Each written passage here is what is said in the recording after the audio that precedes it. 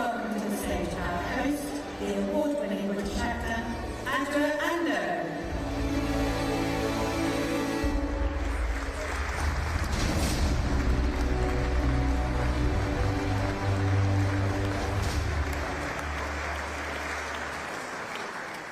Good morning, everyone. My name is Andrew Ando, and I will be your MC for the day.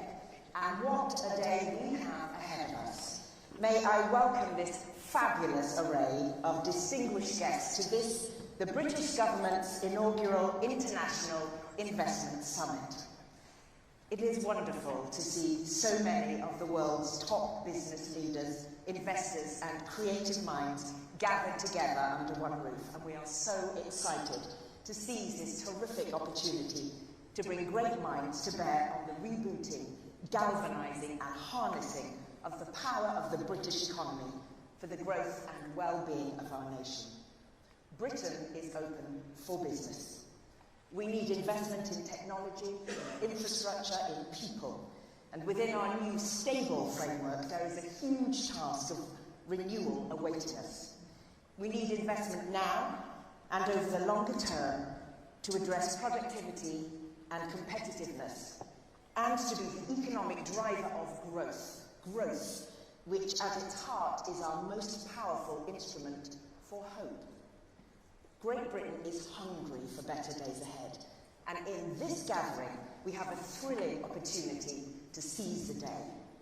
And this will be a day of panels, breakout sessions and conversations. Everyone you might want to talk to from the government, from the city and regional mayoralties, and from businesses, national and international, is in this room.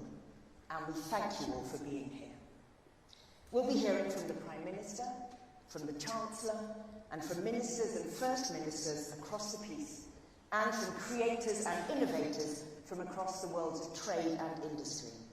And then, just when everyone thinks they have peaked, we'll top off the day with a fabulous evening at St. Paul's Cathedral with His Majesty the King in attendance, dining courtesy of 3 Michelin-starred Claire Smith, and a stunning special guest performance from, well, more on that later.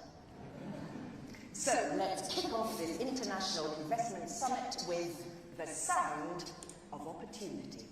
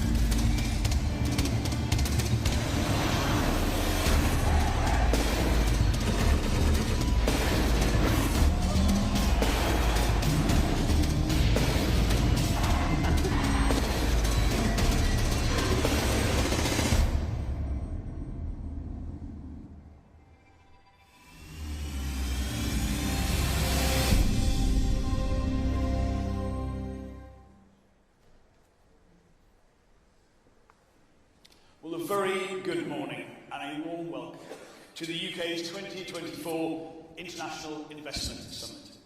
It is a real pleasure to welcome you to London's historic Guildhall today.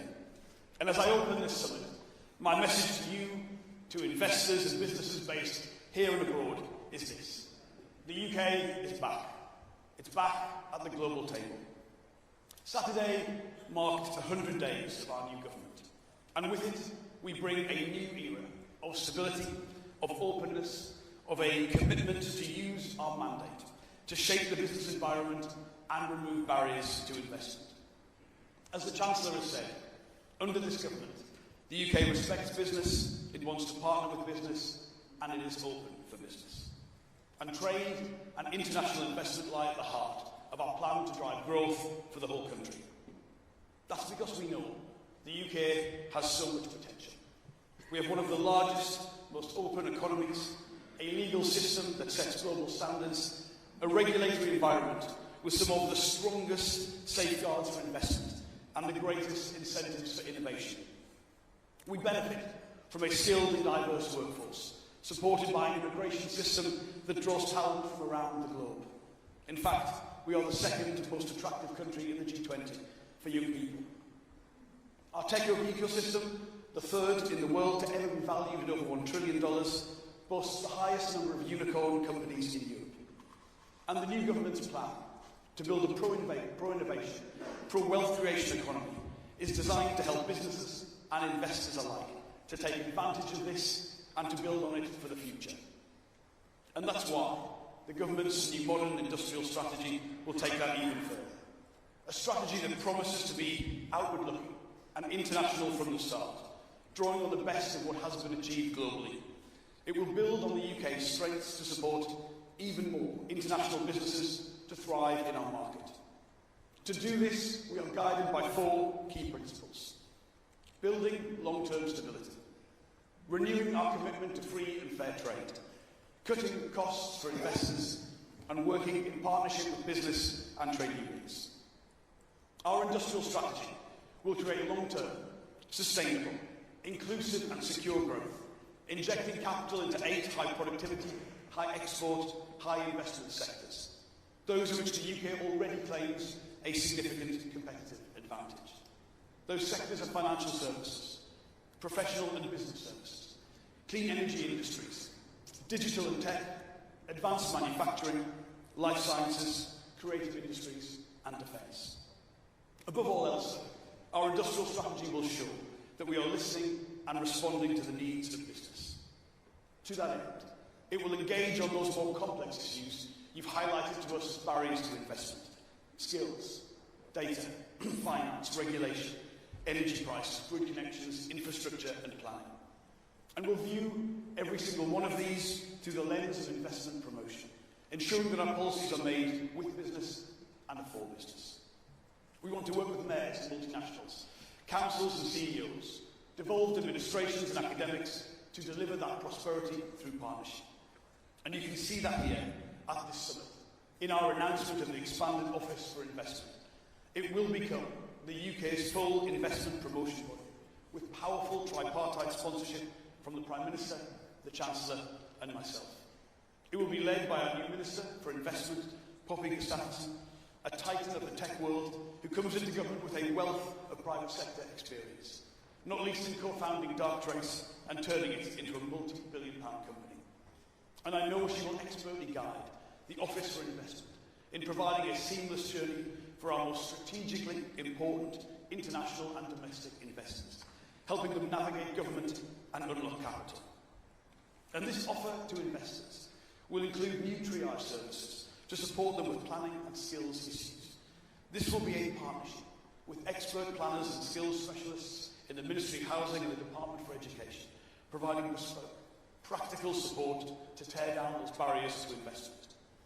The Office for Investment will also work hand in hand with central and local government to turn the industrial strategy and regional growth plans into a clear, commercially attractive pipeline of investment opportunities.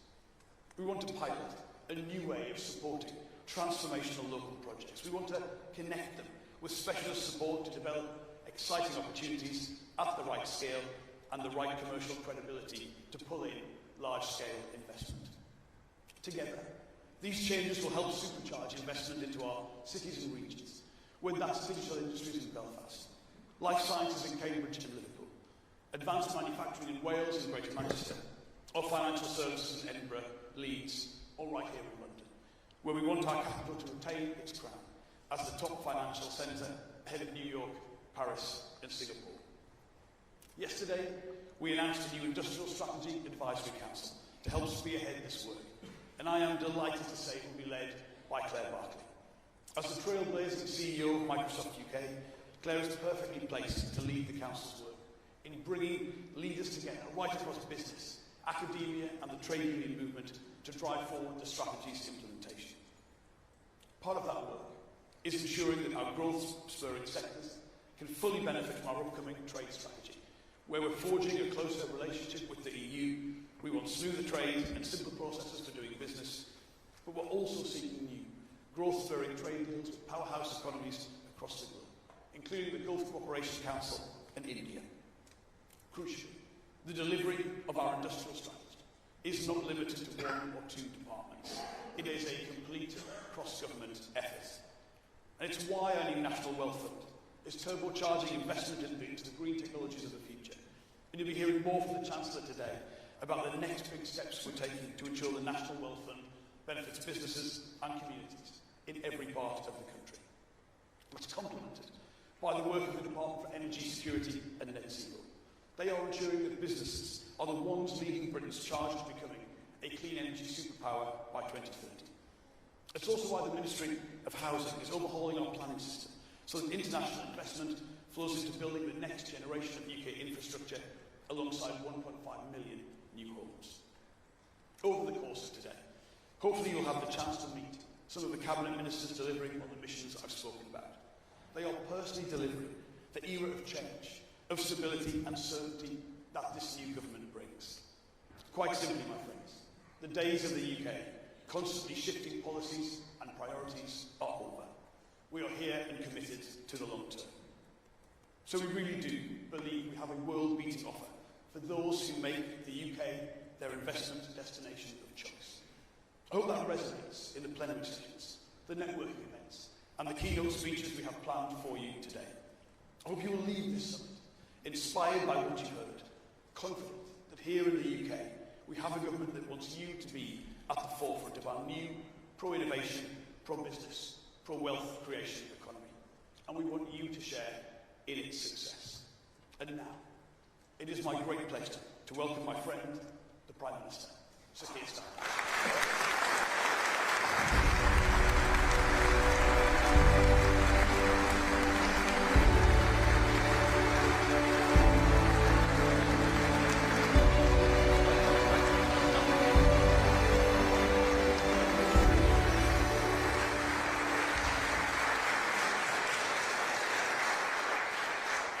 Thank you, Johnny, and thanks to all of you for being here. It's fantastic to stand here and to look out and see so many of you here. And I'm really grateful that you've made the effort and you are here. It means a huge amount to me and my government. And welcome to this government's first International Investment Summit. And some of you, I know, have come a very long way to be here. You've flown in a great distance. Some of you will be going straight back out again afterwards. You've made a huge effort to share with us the precious gift of your time, and we're really, really grateful for that. And welcome to the Guildhall, London's ancient town hall. Isn't it a fantastic building? It's really breathtaking, this Guildhall. Not, of course, to be confused with the nearby Guildhall School of Music, where I once pursued a fleeting ambition to play the flute professionally. I kid you not. Complete with then long hair and very, very flared jeans. All photographic evidence has been destroyed, I'm afraid. But today we're pursuing a different ambition, a shared ambition: growth. You have to grow your business, and I have to grow my country. I'll leave it to you to decide if you think voters or shareholders are the more forgiving audience. But without growth, let's just agree, it's a difficult conversation, whoever you're talking to. and that therefore growth is the cause that binds us together, the shared endeavour of prosperity. It's why we've made it the number one test of this government. And I'm determined to do everything in my power to galvanise growth, determined for this country to be the highest growing economy in the G7. That is our most important national mission, because it's the only way to deliver the mandate for change that we've won. Growth is higher wages. Growth is a more vibrant high street. Growth is public services back on their feet. It's less poverty, more opportunity, more meals out, more holidays, more precious moments with your family, more cash in your pocket. And of course, for any business, it means a bigger market, higher demand, a more secure and prosperous future, your effort and enterprise rewarded in profit. But it is much more important even than all that. We live in an age when political fires rage across the world. Conflict, insecurity, a populist mood that rails against the open values so many of us hold dear.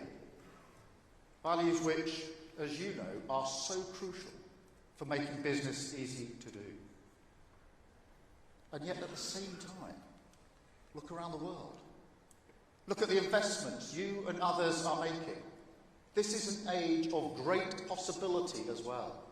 Huge revolutions in digital technology, in clean energy, medicine, life sciences, each with the potential to fundamentally change the way we live and the way that we work.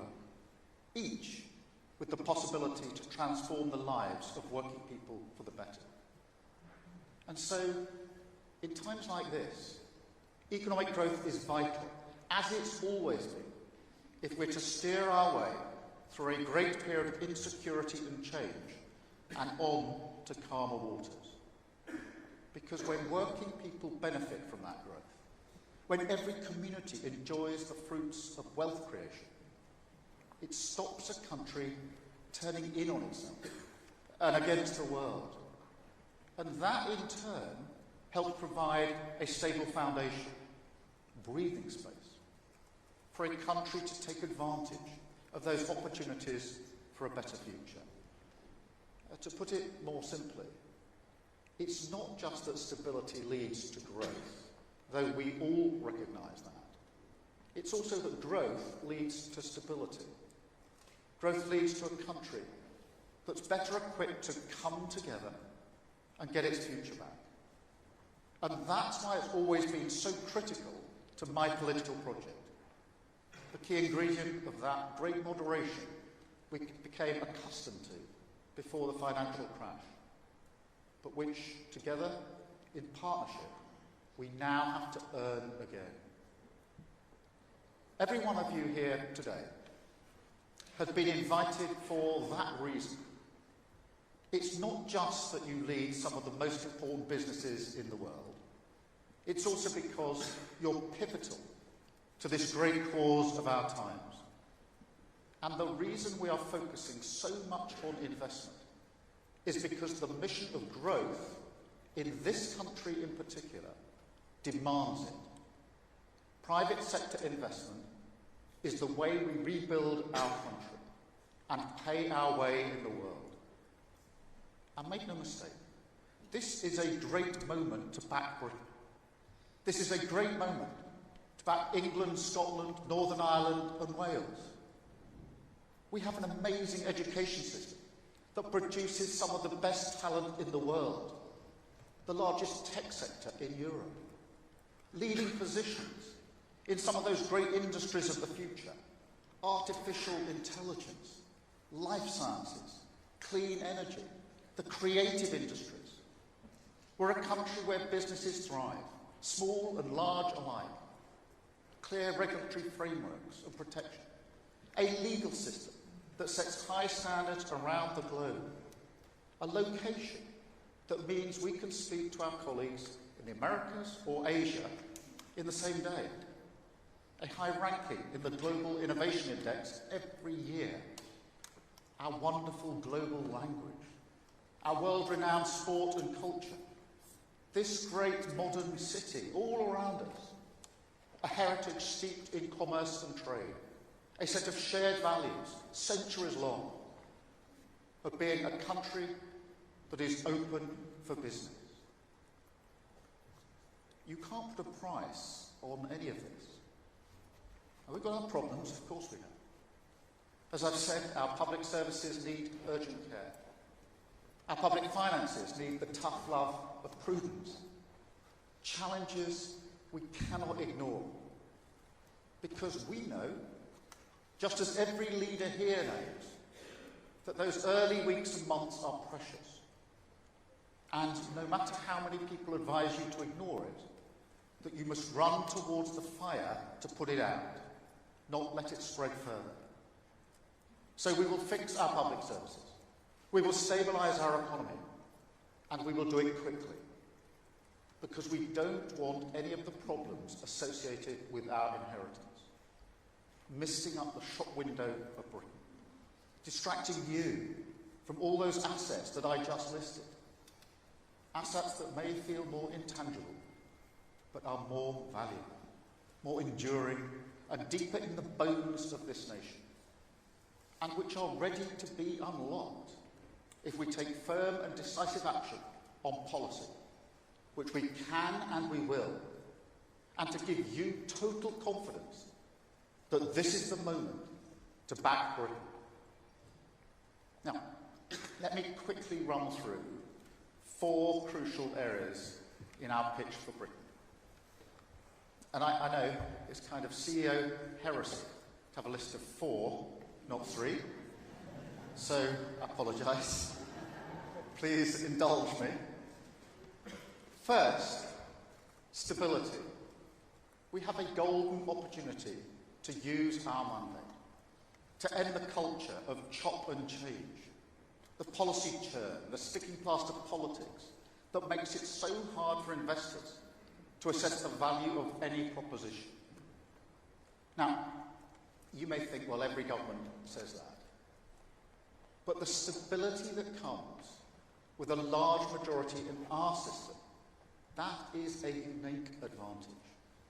And we have the determination, the focus on clear long-term ends, a mission-led mindset that thinks in years, not the days or hours of the news grid, needed to unlock the potential. And don't doubt that.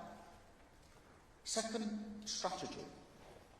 We're building a more strategic architecture for growth, a way for investors to have a much steadier hand on the tiller.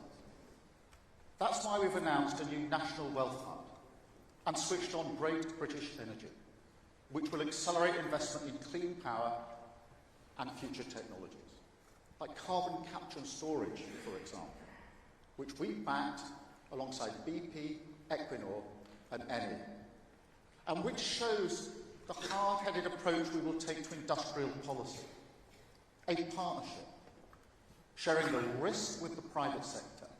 Ambition, absolutely, but also unsentimental, guided by the market, focused at all times on the real potential for comparative advantage in this country. You know, this is the point I would always make about our modern industrial strategy. In this country, there's been a long, rather arcane political debate about picking winners. Well, we're not in the business of picking individual winners, but we are in the business of building on our strengths, mowing the grass on the pitch, making sure the changing rooms are clear and comfortable, the training ground is good, so that when our businesses compete, they're match fit. To put it simply, we give the businesses of this country the best conditions to succeed. And I don't know why that's sometimes controversial in this country. Industrial policy seems fairly commonplace elsewhere in the world. but it is fundamental to the way we see our job on growth and our relationship with a room like this. Third, Britain's global standing. We're determined to improve it, determined to repair Britain's brand as an open, outward-looking, confident, trading nation. But I see this as diplomatic necessity. And I think it's clear how much priority I've given it in the first 100 days of government, all around the world, whether it's countries or investors. People want to know that Britain can be a stable, trusted, rule-abiding partner, as we've always been, but that somehow, during the whole circus that followed Brexit, the last government made a few people less sure about, needlessly insulting our closest allies, and of course a few choice Anglo-Saxon phrases for business. Well, no more. We've turned the page on that decisively, and we will use that reset for growth. Finally, fourth, regulation. Now, I don't see regulation as good or bad. That seems simplistic to me. Some regulation is life-saving. We saw that in recent weeks here with the report on the tragedy of Grenfell Tower. But across our public sector, I would say the previous government hid behind regulators, deferred decisions to them because it was either too weak or indecisive, or simply not committed enough to growth. Now, planning is a very real example of that. Or, for friends from across the pond, permitting is a really clear example of that, the global language. But anyway, the key test for me on regulation is, of course, growth. Is this going to make our economy more dynamic? Is this going to inhibit or unlock investment? Is it something that enables the builders, not the blockers? Now, I know some people may be wondering about our labour market policies introduced last week. Let me be clear. They're pro-growth. Workers with more security at work, with higher wages, that is a better growth model for this country. It will lead to a more dynamism in our labour market. And seriously, we need to think differently about this. A nation's position in the world is changing all the time, as must its growth model. So while I know that this is a room full of businesses who take investing in their human capital seriously, when I look at the British economy as a whole, it does seem as though it's sometimes we're more comfortable hiring people to work in low-pay, insecure contracts than we are in investing in the new technology that delivers for workers, for productivity, and for our country. And we've got to break out of that trap. But we've also got to look at regulation across the piece. And where it is needlessly holding back the investment we need to take our country forward. Where it's stopping us building the homes, the data centres, the warehouses, grid connectors, roads, train lines, you name it. Then mark my words, we will get rid of it. Take the East Anglia 2 wind farm. Now this is a £4 billion investment. 1 gigawatt of clean energy. An important project, absolutely. But also the sort of thing a country as committed to clean energy as we are needs to replicate again and again. Now, regulators demanded over 4,000 planning documents for that project. Not 4,000 pages, 4,000 documents. And then, 6 weeks after finally receiving planning consent, it was held up for a further 2 years by judicial review. I mean, as an investor, when you see that kind of inertia, you don't bother, do you? And that, in a nutshell, is the biggest supply-side problem we have in this country. So it's time to upgrade the regulatory regime, make it fit for the modern age, harness every opportunity available to Britain. We will rip up the bureaucracy that blocks investment. We will march through the institutions and make sure that every regulator in this country, especially our economic and competition regulators, take growth as seriously as this room does. And look, tell us about your frustrations on this. Speak to my team. Speak to me, to Rachel, to Johnny, to Ed, and our new Minister for Investment, Poppy. Any leader knows the importance of a good team, and we've got one here. We're united behind growth.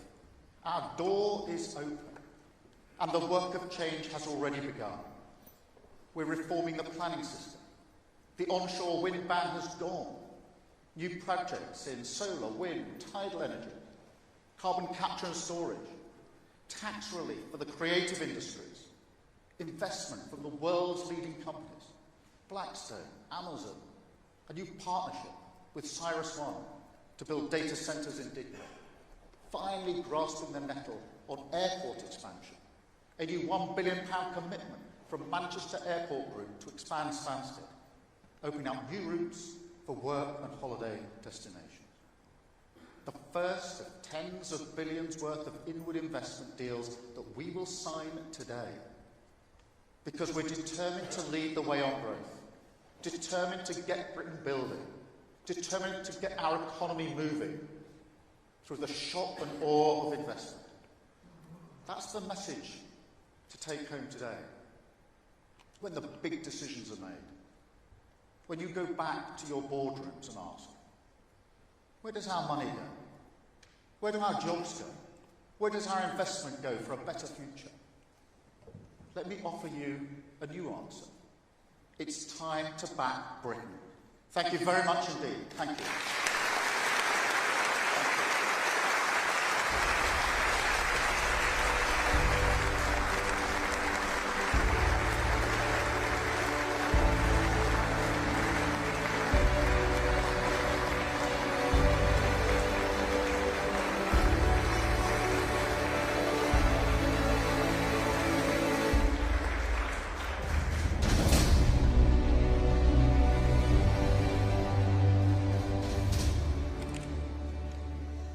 Thank you, Prime Minister.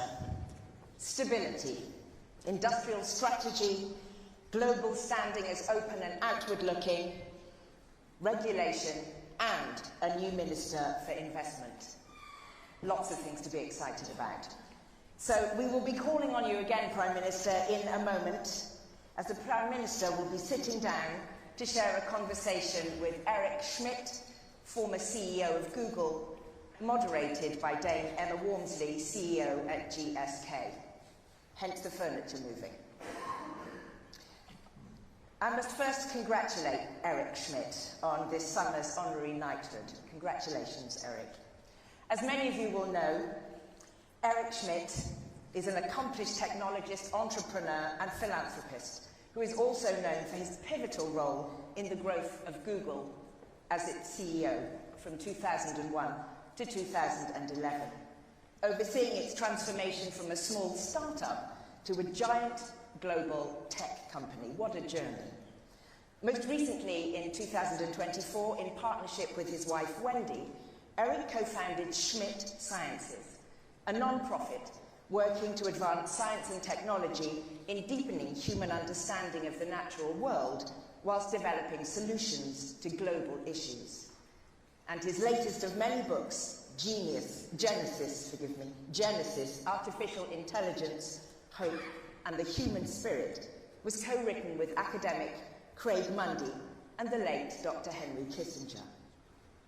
Our moderator, Dame Emma Walmsley, has headed up GSK, the world's largest vaccine company, since 2017. She has been quite busy over the last few years. GSK has 11,000 employees in the UK, and its global HQ sits right here in London. And so in the company of the Prime Minister, we now have the opportunity to hear from leaders from very different fields about a range of topics, from AI to healthcare, to investment. Ladies and gentlemen, your panel.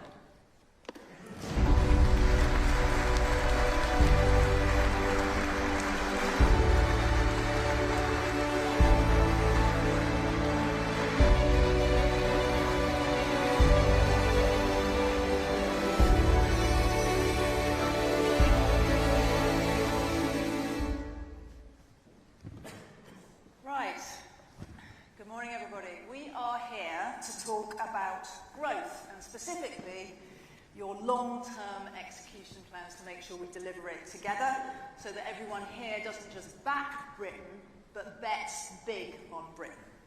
And I want to start, Prime Minister, with the question of our competitiveness. You've been crystal clear, it's all about growth, and that is something that you want to lead in partnership with business. But every investor in this room has choices. It's about our relative competitiveness. So how, versus other G7 countries or the rest of Europe and the region, are we going to make sure that the costs of doing business in Britain are competitive, that the regulatory environment and the changes you're going to drive are going to be competitive, and perhaps, most importantly, if we can just all look beyond the immediate budget cycle focus and take a long-term view. During your watch, what do you most want to have achieved in reform for business to make Britain worth this bet? Well, thank you for that. I think it's a really important opening place. There are a number of components that I think are important, and you can almost sort of work down through them. The first is to be clear with everybody in this room and beyond that this is a government that is mission-driven, that has a driving sense of purpose, and that the number one mission is economic growth. And everything else ladders up to that. So this real clarity, I think one of the biggest mistakes of governments, particularly recent governments here, has been too much focus on the short term, too much chop and change, too much what I call sticking plaster politics. So you've got a government with strategic long-term vision, which is around a very clearly defined mission. And that helps with certainty, strategic thinking, but it also helps with priority, because all governments have to prioritise, difficult decisions are made all of the time. And this gives us a yardstick, if you like, which is it pro-growth, in which case yes, or is it not pro-growth, in which case no. The second thing then, alongside the mission but crucial to it, is that we've got a good majority under our political system. And that's not about political bragging and the numbers. It's not particularly party political, but it is to say the decisions that we can make are therefore measured in years, not months. And for investors, that's really important. Now, that's the sort of high-level issue. So it's growth, it's mission-driven, it's got the stability that we need. But what I also want to make clear today is that we have listened good and hard to execution questions, the point you put to me. That's all very well, but how does that actually materially make a difference to me as an investor? Because, as you rightly say, we've got choices to make. We could invest here, we could invest somewhere else. So how do you change the environment? Now, on the positive column, if you like, we've got brilliant assets, brilliant education, brilliant skills, some of the best universities in the world, and real leaders, artificial intelligence, life sciences, you name it. There's all of the assets I just listed in my speech, really strong attributes of the UK. But in the other column, we've got some inhibitors. And it's those that we need to absolutely champion the brilliance that we've got to offer. But we need to get rid of some of the inhibitors. And most of my determination to get rid of the inhibitors has been through conversations with people in this room around planning. It takes far too long to get decisions on planning, far too long, measured in years, not months. And so we've got to streamline that, and that's what we've already started on. On regulation, again, what I was trying to say in my speech, I'm not, as it were, saying all regulation is bad, but the sheer volume that we've got here and the inconsistency with different regulators or bodies pulling in slightly different directions means it's not just the volume of regulation, it's also the fact that there's not even a sort of clear landing path in for investment. That is what we need to strip away. There are other things as well, the grid, the infrastructure, etc. And we've set up some of the mechanisms now for doing that. Huge, we've got investment minister, we've got a real focus on innovation, the National Wealth Fund, Great British Energy. But it's doing them both together. But the one thing that having a good majority gives you is the opportunity for bold action very early on in a parliamentary term to do the things which have always been put in the too difficult box. I mean, everybody knows cloud planning is a problem. We've known this. Anybody who's ever been involved in investment infrastructure projects will know planning is a problem. But until now, you've had a mindset in politics which is that, well, let's put that in a difficult box because it raises too many issues. Everyone knows that regulation actually needs to be streamlined and made fit for purpose. But again, too dangerous to deal with, let's put it in the too difficult box. I think now's the time to absolutely grasp these things, to create the environment for investors to invest. And the final thing I'd say is this has to be a partnership between a mission-driven government on the one hand and the private sector on the other. But what's important in a partnership is that both partners don't try and do the same thing. The government doesn't try to do what investors in the private sector does, because investors in the private sector do it better.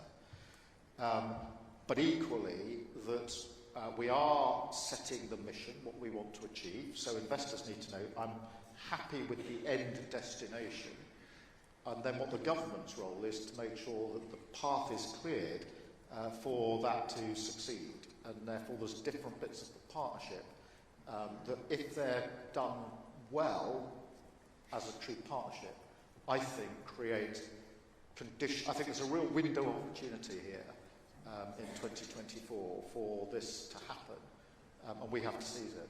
So Eric, as an investor yourself, when you listen to that list from the Prime Minister, what do you think is most important to keep the UK competitive? What's missing? And what do you think is the risk to us for delivering this successfully for the country? I was shocked when Labour became strongly in favour of growth. Wealth creation is the number one mission of a Labour government. Did you hear that? Yeah. It's true. And I actually know you well enough to know you actually believe this. So when I look at this, I say to myself, how will you pull it off? In the time I've spent with this group in the last few days, there's plenty of money that's going to come into the country if you achieve what you just said. So when I listen to this, I think maybe instead of calling it regulation and investment, you should call it a lot of investment and very small amount of regulation. Or maybe you need a minister of anti-regulation.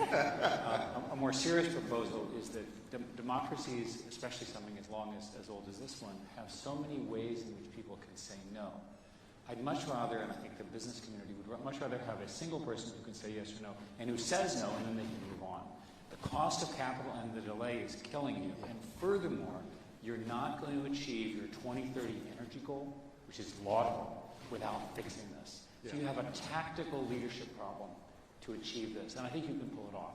But you have to figure out a way to get control. You have strong political capital right now. You've just started. You're forming your government. You've got to find a way to get them to move on this agenda as opposed to just go like this. Yeah. That means I'm listening, not that I'm doing it. No, I think this is a really big challenge. It has to be a cross-government priority, not just within the Treasury team. It's got to be across government. And one of the things we've done is to create mission delivery boards, which doesn't sound like a very interesting concept, but is vital. If you're going to do this, you've got to do it horizontally across all different departments at the same time. And get those silos So out. We are setting up some of the structures that will do this. But in the end, it's a mindset. It's a mindset of, does this promote growth or does it not promote growth, being the most important question we ask ourselves. So can I come to the question of where we sit in the global context? One of the things I often hear is that people like investing in Britain because it can be a source of innovation for the world. We have a great track record of doing that. Another one is because we can be a hub and a bridge internationally. So it's not just about the domestic market. But in a post-Brexit world, how does that actually work? And again, what is the competitive offer for that international connectivity? I think this is a really important point, because I think the international reset, or the reset on the international stage, has to come alongside what we're doing on investment.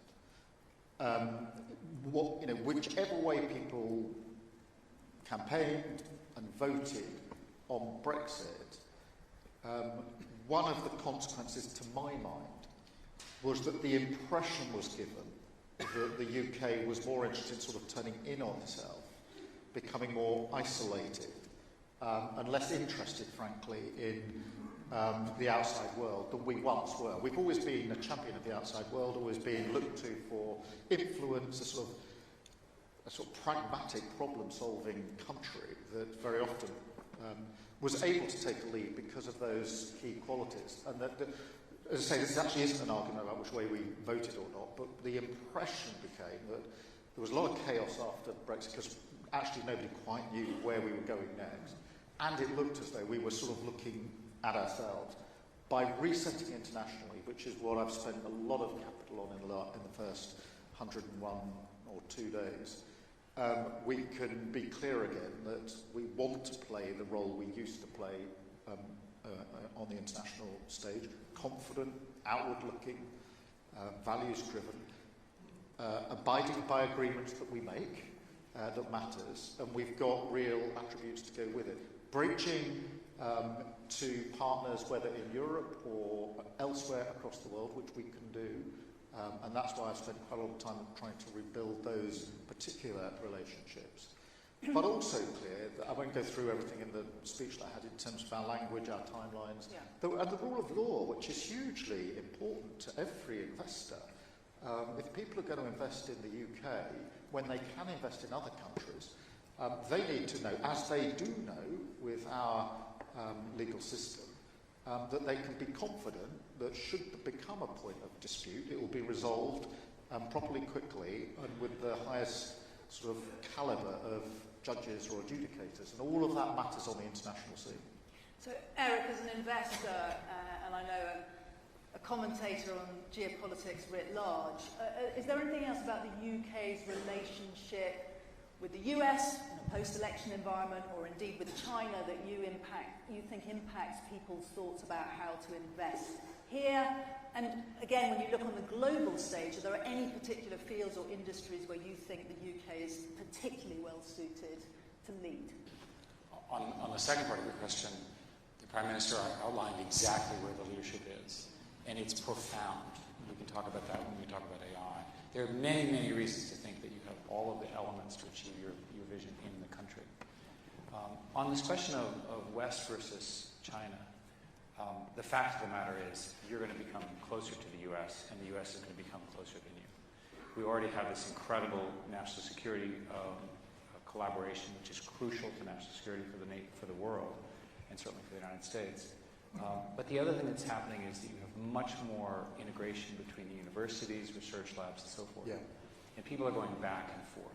So one way to think about it is your future is your former colony, the US, and maybe Canada and a few others, right, certainly India, rather than China. And I think when people get confused, right, they don't understand how the geopolitics are really going to work. The kind of sort of openness and democratic processes that we'd hope for in China are not going to occur. It's a different system, different strengths, different weaknesses. It's not an enemy, it's a competitor, and it's a tough competitor. Together, the US and the UK should be able to out-innovate and outrun this incredible innovation engine in China if we do it well, and if we do everything that you just talked about. And I think on innovation, on technology, on things like, well, artificial intelligence, we've got a real chance on this if we take the chance now. So let's talk about AI. Eric, you've commented often and a deep expert in its security threats, but also its innovation opportunities. And I know you're writing now on a very hopeful vision for AI as a partner for human ambition. We absolutely know we need guardrails and we need the right kind of international frameworks and regulation here. We know that all businesses are working hard to work out how to drive adoption not just for productivity but also for growth. And it would be great to hear from both of you, perhaps Eric, you first, and then the Prime Minister, on your hopeful vision for AI as a growth enabler, driving economic prosperity, and particularly why this country is the place to bet on this capability. Where is it going to be game-changing growth? Where's it going? If you go to the Science Museum down the road, you'll understand that the industrial age was invented right here. And there's every reason to think that artificial intelligence will have the same level of impact. And by the way, it was invented right here too, in particular in King's Cross, which I think is your district. My constituency, yeah. So, good job. And Demis getting the prize, Nobel. Prize. Absolutely amazing. After 4 years after inventing something which has changed. But the fact of getting it in such a short period of time is, I mean, as I said to him yesterday, I feel proud, he should. Nobel Prizes and Oscars is another place this country bets above its weight. The creative industries are very strong. So one way to think about it is that you're actually beginning something which will go on for 50 or 100 years that will change society in really profound ways. And my answer, which is the hopeful answer, is that we will work with this alien intelligence, not to scare you, and that intelligence makes us smarter and more effective as humans, and that the world becomes more efficient. I can't prove it, but my opinion is each and every one of us will become at least twice as productive. Frankly, you can give twice as many speeches, you can have twice as many laws. Not sure the audience will. You can invent incredible life-saving drugs at twice the speed. I can make stuff up at twice the speed, whatever. But the key thing here is that people who worry about our AI don't understand that it's fundamentally in search of efficiency gains. It's optimized around efficiency, at least in its current form.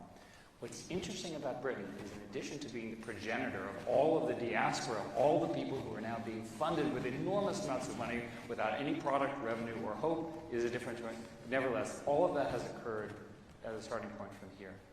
And the consequence of all of that is an enormous wave of investment that will benefit each and every industry by making it more efficient, more successful. What happens to humans? Their incomes go up, not down, in this scenario. That's the important point.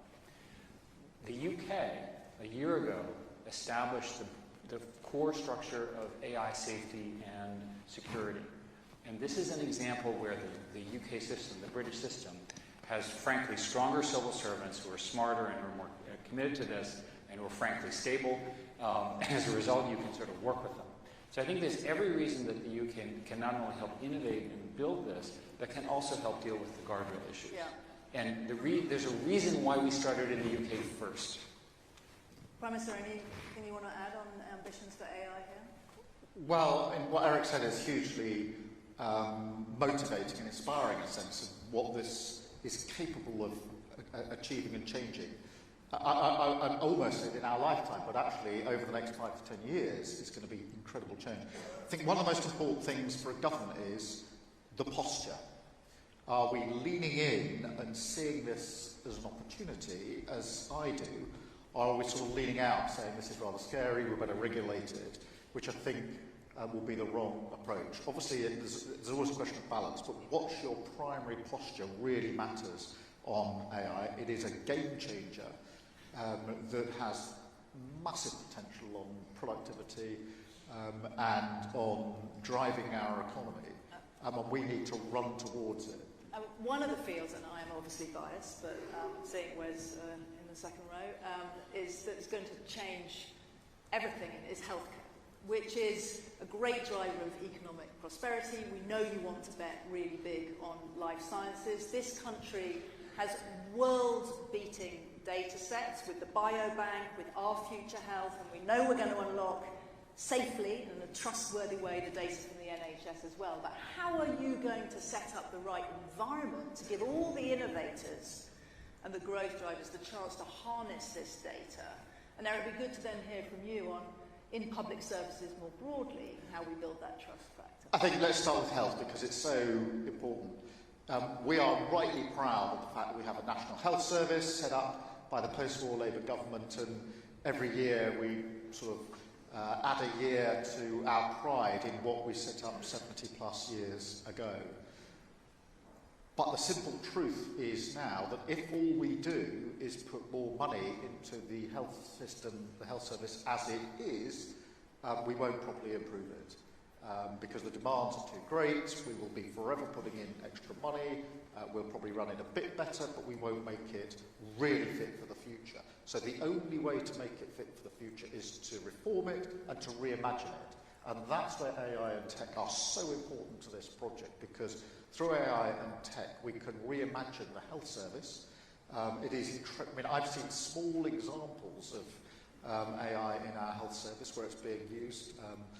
Scanning for cancer, particularly liver, was an example that I saw for myself, with massively increased chances of getting cancer earlier. But there's much, much more that can be done in relation to that. So this is something that we need to use in health, and we need to think differently in health. I'm not talking about changing the basic principles at free at the point of need and all the rest of it. I'm talking about a different health service that in 70 plus years people can look back at the 2024 Labour government with as much pride as we do at the government in the post-war era. But not just health, I think all public services need reform, and technology, AI are part of that reform. Huge potential, I think, for AI to be a game changer when it comes to the delivery of public services. I'll just say one more thing because I think it's important. Having worked as a civil servant for 5 years in criminal justice, there's always an inhibition in government when it comes to technology and change, a sort of real fear of change. And we need to make sure that culture and mindset is changed as well, because otherwise we will know it's a good thing, that will probably make a big difference, but we'll be a bit too inhibited from reaching for it in case somebody is held responsible for something that doesn't go as well as everybody expects. We have to change that culture, because otherwise we risk that technology, AI, is sort of developing all around us, and yet we haven't made it central to government. There's a real opportunity here, productivity goes up and goes twice. Then imagine what that would do for our public services. Imagine what that will do for our economy. Obviously, we have to bring people with us. It means that people will be doing different and better jobs, not no jobs, but it will really change your ability to take this country forward at some considerable speed. The UK Biobank is an incredible gift to the world, because remember that these AI algorithms need training data, and you need to amass a lot of it, right? And so the decisions that you all made to do that and to continue it are crucial. You mentioned cancer.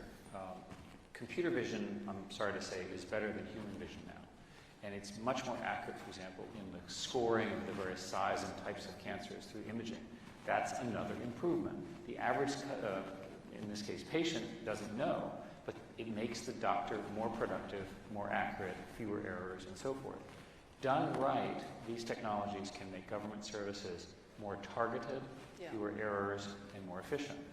If you add that at the scale that your country is at, the savings are massive. I mean, so we believe it's going to completely transform drug discovery, and in the end, finding more solutions that keep people out of hospital and get back to community care is also going to be absolutely fundamental. Last question from me: energy.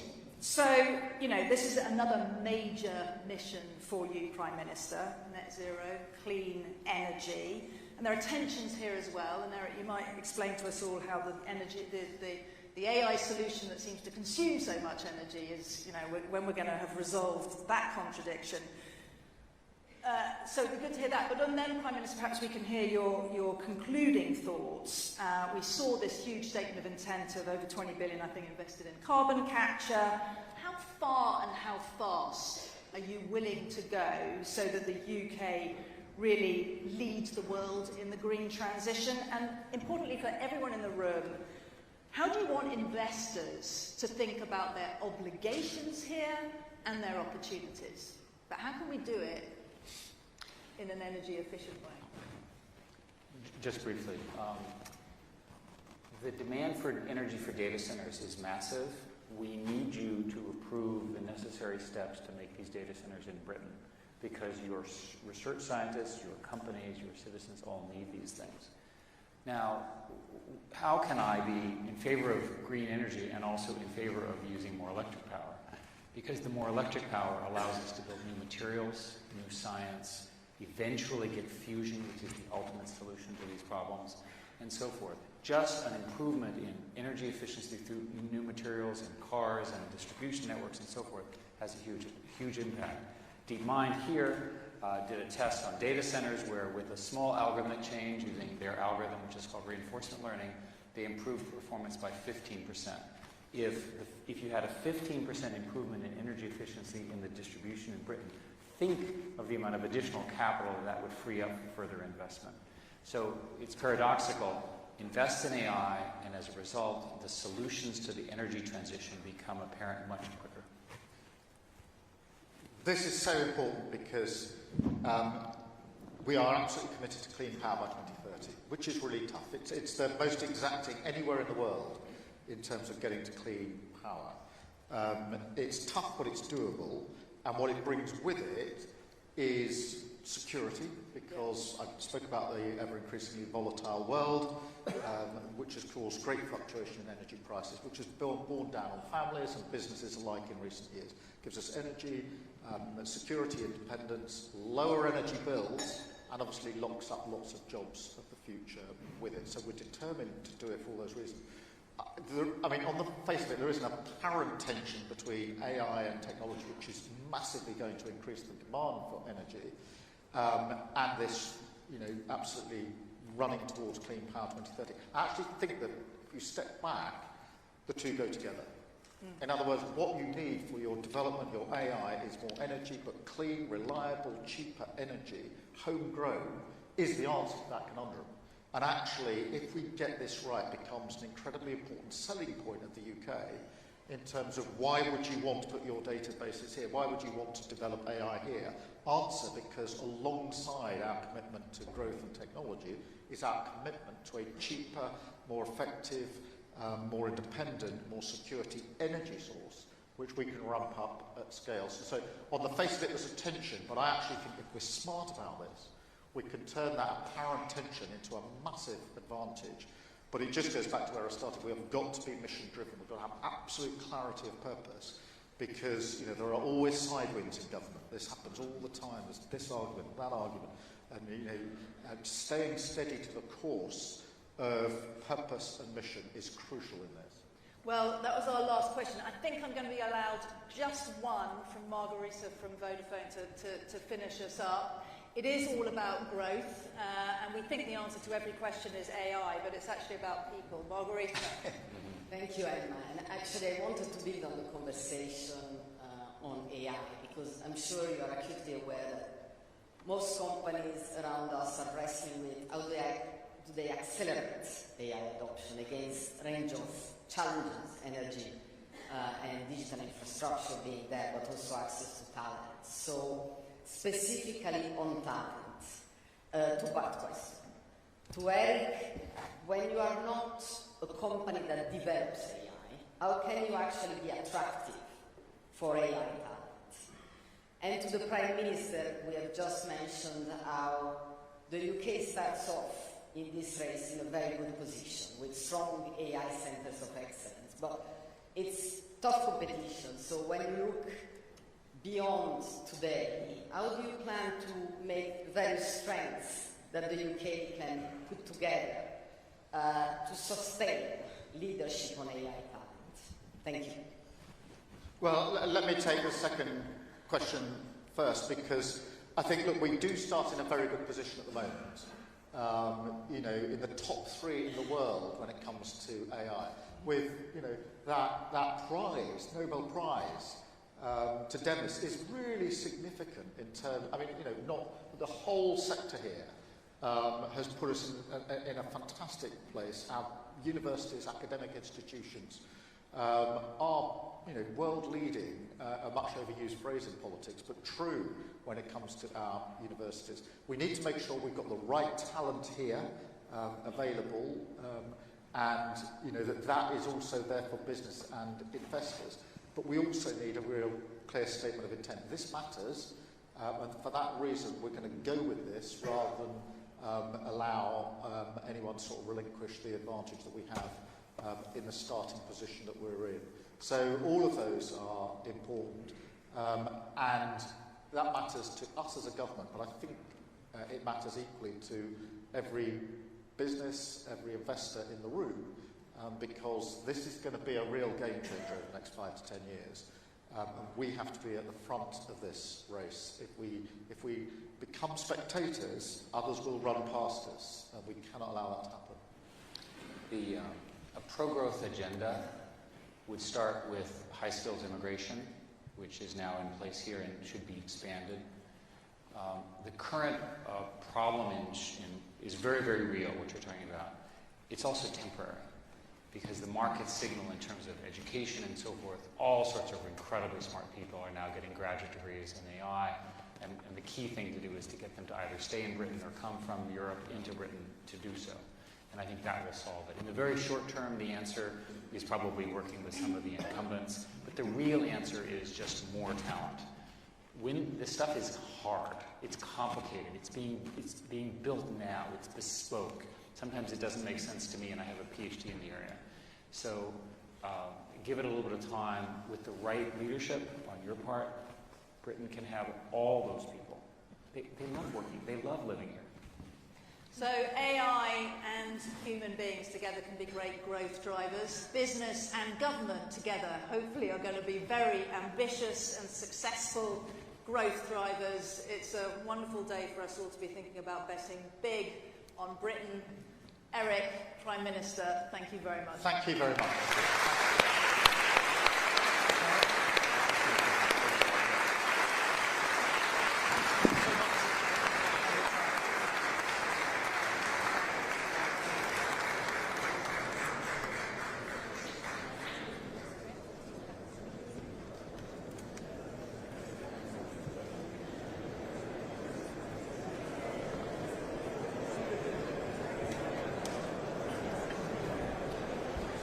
Hello, hello. Yes, I can see everybody moving about. We are now going to have a brief refreshment break, and we will come back promptly, please, at 11:20 for a fantastic panel convened by our Secretary for State for Culture, Media and the Sports. Please come back at 11:20. We'll see you then. Thank you.